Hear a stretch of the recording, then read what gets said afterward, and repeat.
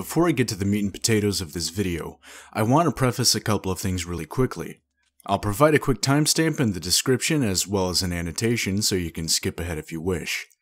First off, if anyone saw my videos from 3 years ago on E.Y.E, all 4 of them, then please disregard them completely. Those videos were made of pure ignorance and my past ability to judge a book by its cover, and my past self from 3 years ago has no inclusion in this video. Secondly, as you watch this video, you'll see that E.Y.E can be a very confusing game all around. It doesn't hold the player's hand, it has a different art style, and its story can be confusing due to poor translation. Due to all of these aspects, I hope that this video will help clear up any confusion that new players might have with any of the elements of the game. I won't spoil much of the story, if any, as I personally never really cared for stories in games to begin with, but also the gameplay. This game is a treasure trove of actual fun gameplay, interesting levels and characters, great aesthetics, and awesome music, and I don't want to spoil such a fun ride for others. I'll dive more into those details here momentarily. I hope you enjoy the video, and I hope to make more videos like this. Thanks in advance if you watched. This game is a clunky piece of shit, and I absolutely love it. If you're already a fan of E.Y.E and all you're looking for in this review is for me to say that the game is good, then you can go ahead and close the video now, because this game is great. It's honestly one of my favorite games, but the point of this video isn't just to say whether the game is good or bad, but also why. And also, hopefully, to generate interest on a game that deserves a lot more attention than it gets. So, enough chatter. Here's the main menu. If you can't tell, this is a source game. I always liked how these menus were set up though, they're pretty straightforward. And also, these backgrounds are great. They're randomized to different images every time you play. I can't remember where, but I read that all of these images were shot by the developers themselves. It's not a big deal, but you can tell that love was put into this game already. Speaking of the developers, the development team is called Strumon. At least I hope that's how it's pronounced. They're a French developer, which would terrify me given other certain developers, but anyways, they're pretty good. There's a lot of weird stuff that may be due to translation error, some foreign French culture that a filthy American like me wouldn't understand. Not that everything is really hard to understand anyways, and honestly, the whole gag about how the game is confusing is sort of overrated, but we'll get to all of this later. Anyways, this menu, it has your standard assortment. Honestly, there's nothing really too interesting about it. It doesn't have a field of view slider anywhere though. I looked.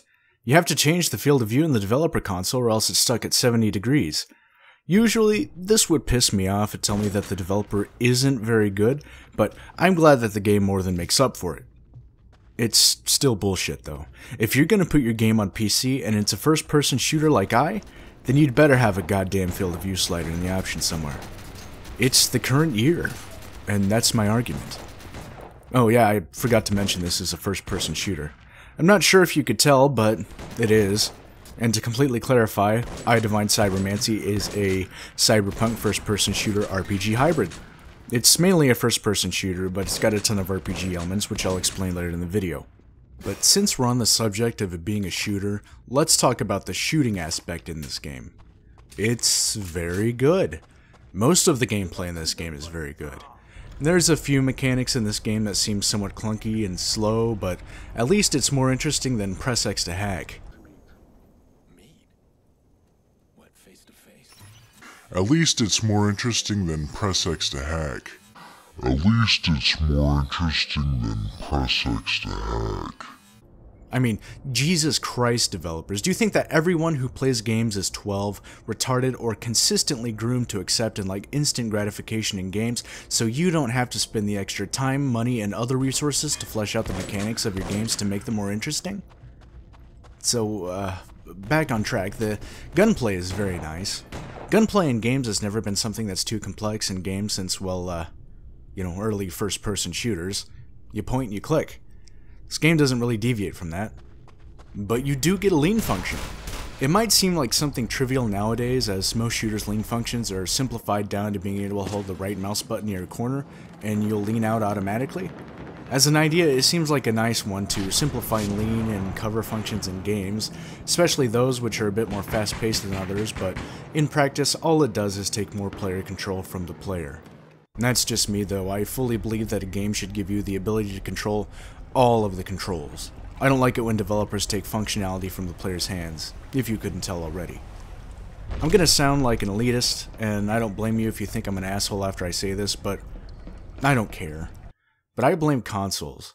Although more specifically, I blame controllers. They've got a limited amount of buttons, and you can't bind every action in a game to just a single controller. And let's see, looking at the Xbox One controller I've got here, there's 17 buttons total, counting everything. Pushing in the joysticks, the start and select buttons, the Xbox button that doesn't do anything for me, the standard D-pad, A, B, X, Y, and then triggers and bumpers. If you look at a keyboard, well, there's a lot.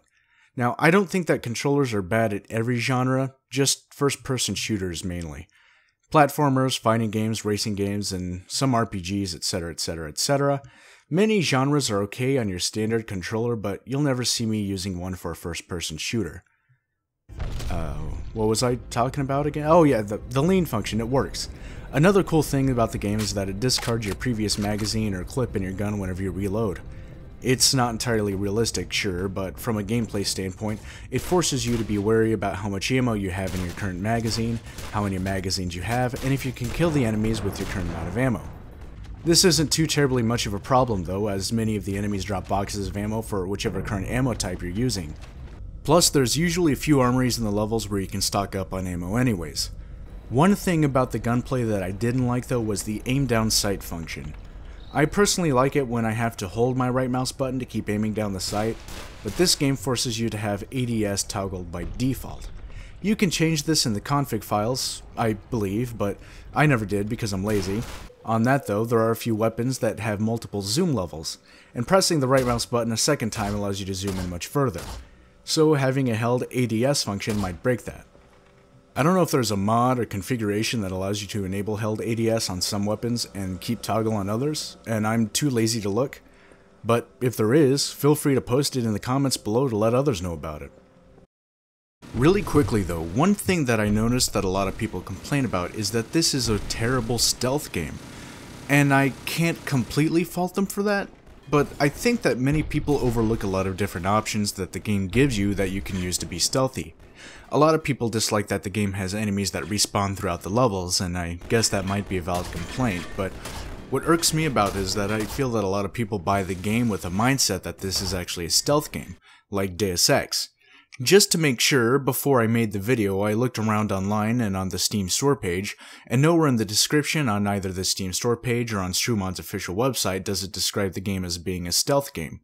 Only on the Wikipedia article for E.Y.E does it mention one instance of being able to use stealth as a viable option against enemies and throughout the levels, which it technically is a viable option, even if it isn't the most efficient or, dare I say, fun. The only things that I feel are similar to the original Deus Ex and E.Y.E are the tone and somewhat on the setting, with both of them being cyberpunk. Gameplay on both games, despite them being RPGs, are very different. So please don't go into this game thinking that this will be a spiritual successor to Deus Ex, because it isn't. Now that that's out of the way, you can make it a bit easier to play stealthily by modifying the enemy AI. This isn't as hard as it sounds because there's actually an option in the menu where you can choose how you want the AI to behave, and you can even set their response to a little or a lot. There's also various cybernetic upgrades in game that allow you to move about stealthily. But with all that said, I will admit that the stealth isn't generally the best option for tackling levels, whereas head-to-head confrontations usually are the best way to combat enemies.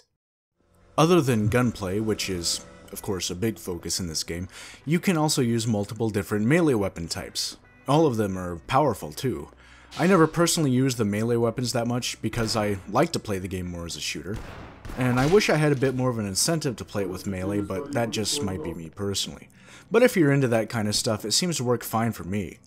Now, there's a hacking mechanic in this game that's not anything too amazing, but it is very interesting. Since this is somewhat of a different confusing aspect of the gameplay, I'll go ahead and explain it so that newcomers aren't so confused. If you want to explore this aspect on your own, then skip up ahead. So, the hacking. Here's how it works. You'll open up your hacking menu in game and you can choose a target.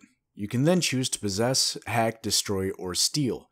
In multiple cases, destroying, hacking, or possessing them will have the same result, such as hacking doors or computers. Anyways, you'll choose your targets and what you want to do with them. And here you'll see a bunch of different numbers, options, and a couple of meters. The numbers at the top show your hit points, your attack, and your defense, as well as your enemy stats. The hacking options allow you to attack, lower the enemy attack numbers, lower the enemy defense, raise your own attack numbers, or raise your own defense.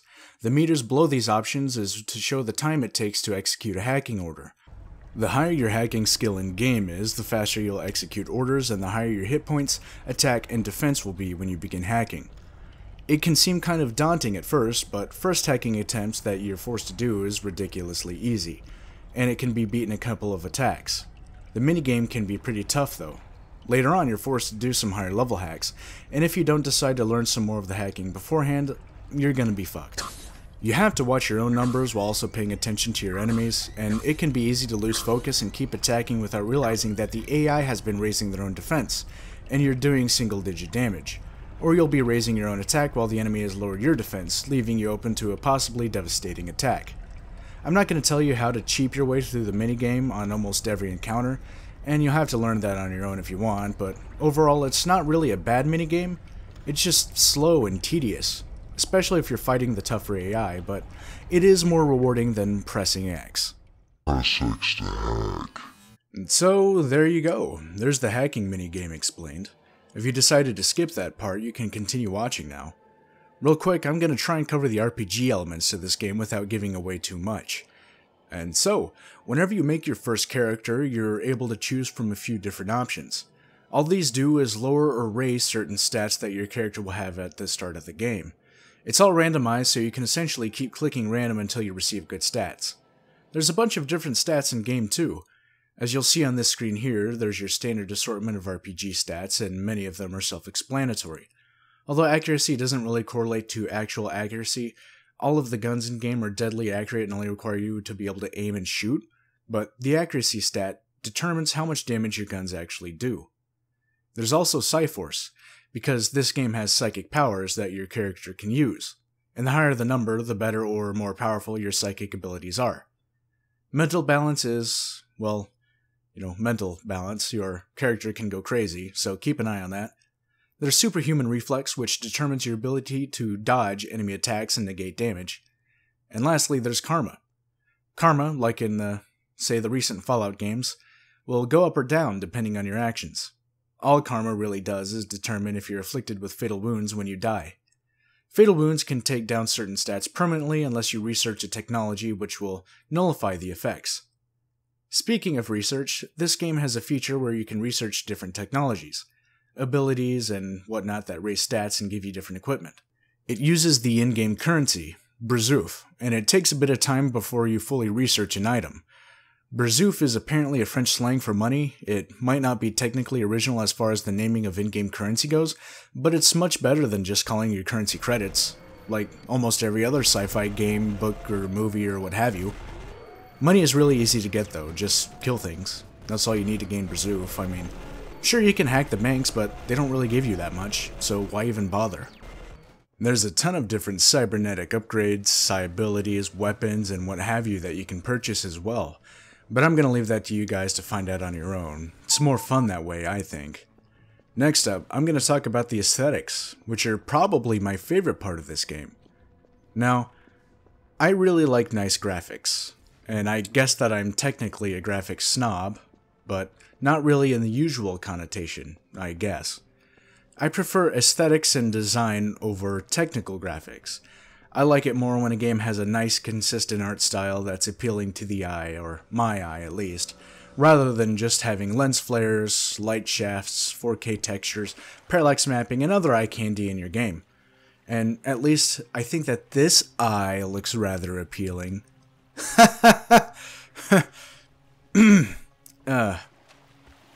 Anyways, eye doesn't really have great graphics from a technical standpoint. I mean, it uses the Source engine. A lot of the lighting is static, the textures aren't anything too fancy, and it mostly uses cube map reflection. But what I does have is a very strange, dark, and cyberpunk aesthetic, and I can't get enough of it. I mean, just look at these levels. Most of them are very wide open and very vertical as well, and I think that it's fairly impressive. Usually on Source games we see smaller, more corridor-like maps, but most of these maps are nicely sized. Some levels look better than others, obviously, and I prefer the city maps over the ones that feature barren landscapes and caves, but even so, all of the maps are nice in their own right. I don't really know what else to say about the graphics. They look nice, and I feel that they hold up better than, say, Crysis 3, simply because it has a nicer aesthetic. Crysis 3 looked great from a technical standpoint, but I felt that a lot of the aesthetic in the game was just ugly. And the only thing I really remember from Crysis is the armor, which just looks like a dude bro wearing sunglasses. I personally feel that the design put into E.Y.E is very memorable. A lot of the game's locations, as well as the cybernetic gothic art style, have striking resemblances to paintings done by Zdzisław Beksiński, a Polish artist known for creating very dark, surreal paintings. I'd love to see more games embrace this sort of dark art style with eldritch, surreal locations and enemies. I know that Path of Exile, the free-to-play action RPG, it has some enemies and whatnot that are designed from Beksiński paintings. E.Y.E obviously has this, as I said before. I appreciate the somewhat resurgence in Lovecraftian eldritch games, such as Bloodborne, but I would prefer something created to be even more surreal. Now, don't get me wrong, I love the art direction taken in Bloodborne, and I really wish that the game was on PC so that I could enjoy it more, but that's a different discussion for another day. Anyways, both art styles are dark, for sure, but I'll always appreciate the surrealism captured by Beksiński more. I always felt that games that are made to be Lovecraftian have an overemphasis on stuff having tentacles. It's sort of similar to how people always put random cogs and gears on things that are steampunk, even when it doesn't make any sense. Now, I'm not an expert on either, not in the least, mostly because I'm not a huge fan of those communities, but I do appreciate their art styles. I am much more of a cyberpunk fan, and the cyber surrealism, I guess that's what I'll call it, that E.Y.E brings to the table just gives me a huge, anyways, I really appreciate it. So at this point, we're going to move on to the audio for the game. It, too, is very nice. The language that the characters speak is like a mix between French and maybe Chinese or Japanese or Russian. I don't really know, I can't tell. Not that it matters much anyways, it just adds to the charm and the general ambiguity to the game.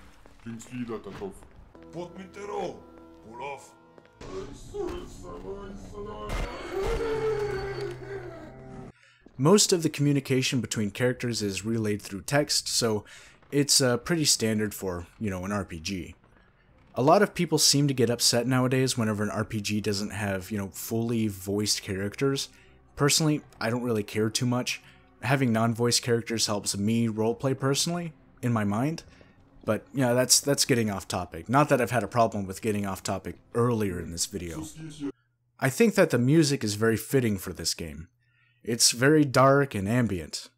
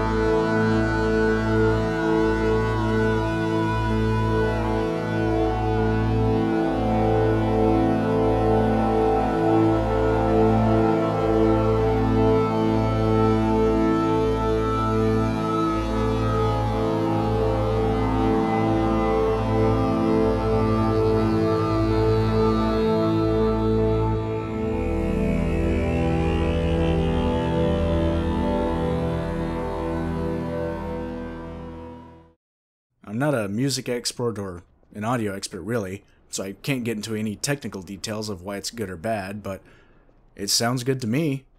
I wish that it played a bit more in game, but other than that, it's fine.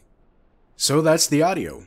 I don't really have too much to say about it, but up next is going to be the story, which I'll have much less to say about.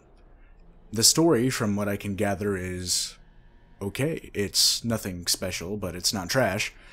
It explains a lot of what happens to your character and the things that happens to other characters, and you go kill things, and there's a location where you can read up on the backstory to the game too. Like I said earlier, I don't really care much about story in games. The only game story which completely turned me off to the game was Fallout 3, even though that game had other issues with it anyways. I prefer when a story is told through visual elements, and it doesn't even have to really pertain to the central plot. World building is something that I feel is, important to a game's atmosphere, more so than just the main story, I guess. It's something that soaks into your brain while you play.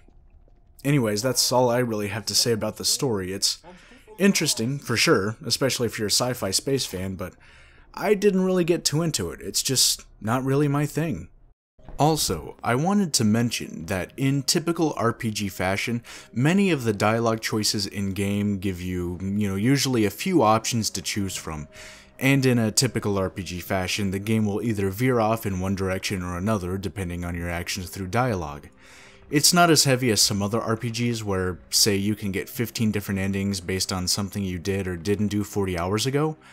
And the game has a few endings, but, what I guess I'm really trying to say here is that the game isn't too terribly swayed by your involvement. I mean, sure, there are a few endings that you can choose from depending on what you do, like I said, but the game never really feels like it was designed to be that way anyways, at least from my standpoint. I feel that the main focus in this game was definitely geared towards gameplay on all levels, rather than just having a story-driven game. Which, well, if this was a story-driven game, then I probably wouldn't have made this video or put more than 5 hours into the game. So if you're the type of person who plays games for their stories, then, I don't know, go play something else? There's tons of visual novels and Telltale-style games that would suit your fancy, but really, if you're that kind of person, then you'd most likely be very disappointed in this game. But if you're like me and love shooting games with solid mechanics and interesting weapons and enemies and locations and all that shit, then I can't recommend this game enough. So that concludes many of the major points in the game itself, some issues I had with it, and hopefully the video will help those who don't initially understand the game or its mechanics. I'm sorry that I couldn't go over more of the story elements in the game, but I just really don't care that much. But please let me know in the comments below if you enjoyed the video and if you have any tips or suggestions on improvement.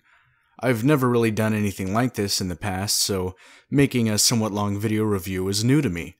Also, I know that I left out mentioning a lot of the elements that the game has to offer, but I did this in hope that if I interested enough people that they would be able to discover what the game entails on their own. But if anyone has any questions about the mechanics to the game and needs assistance, let me know and I may release some tutorials, guides, or whatever to help those in need.